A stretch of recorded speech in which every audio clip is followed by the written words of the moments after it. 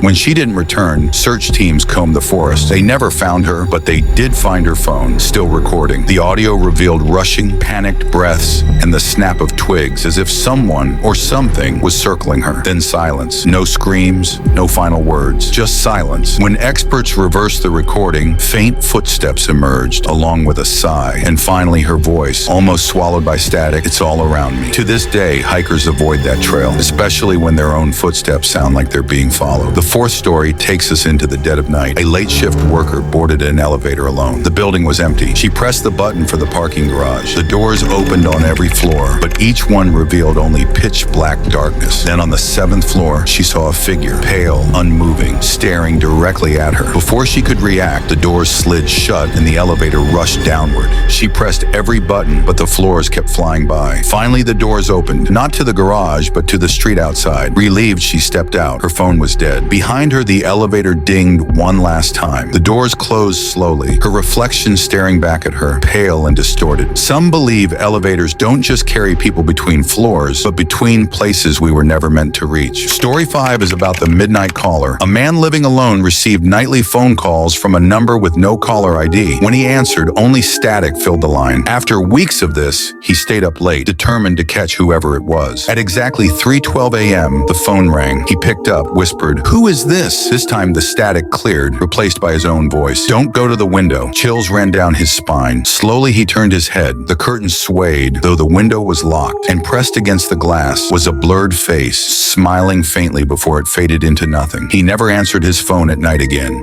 The 6th tale takes place on a lonely road. Driving home past midnight, a woman saw a figure standing at the shoulder, waving. Against her better judgment, she slowed down. The figure wore clothes too old-fashioned for this decade, and as her headlights passed over them, their shadow stretched unnaturally long across the asphalt. Terrified, she accelerated. But a mile later, the same figure appeared again, still waving. She drove faster. Each mile, there they were, waiting. When she finally pulled into her driveway and turned off the engine, her porch light flickered, and there they stood at the end of the path. She blinked, and they were gone. She swears to this day, the road still echoes with a faint wave when cars pass by at night. The 7th story belongs to a student in an old university library. He stayed late one night, typing alone. From the corner of his eye, he noticed a figure watching him from the history section. Every time he looked up, the shelves were empty, yet books kept falling from the same aisle. Finally, curiosity won. He walked toward the sound. A single open book lay on the floor, its pages filled with names and dates. At the very bottom was his own name, with today's date written beside it. He slammed it shut and fled, never returning after dark. The library staff insists the book doesn't exist, but the janitors often find pages torn out, scattered across the floor. And the final story, the silent neighbor. A young couple moved into an apartment beside an older man who never spoke. He only nodded politely, always standing in his doorway. At first, they thought he was harmless, until one evening, they heard heavy footsteps pacing their hallway. Opening the door, they found the neighbor frozen in place, staring at their apartment. The next morning, the landlord knocked on their door and asked if everything was all right. Confused, they said yes, though their neighbor had unsettled them. The landlord's face paled. "Which neighbor?" he asked. That unit, he explained, had been empty for for years. When the couple went to check, the door creaked open on a bare, dusty room with footprints in the dust, all leading toward their apartment wall. These stories aren't made, they're lived. Only 1% of listeners endure every twist. How far did you go? If your pulse is still steady, just maybe you made the cut. But remember, you can't leave, not yet.